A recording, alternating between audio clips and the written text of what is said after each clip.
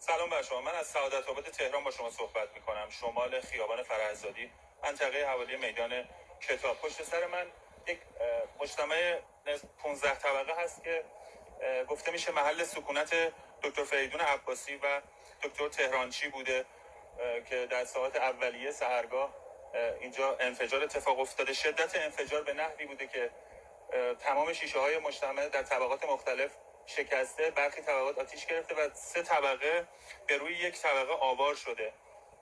و این شدت انفجار مسئولین میدان میگن که به نحوی بوده که حتی یک پیکر به ساختمان روبرو، طبقه 5 ساختمان روبرو که همکار من به شما نشون میده، از پنجره پرت شده به طبقه 5 ساختمان روبرو. عوامل آتش نشانی، عوامل انتظامی و امنیتی و امدادی از ساعات و دقایق اولیه مشغول کار هستند.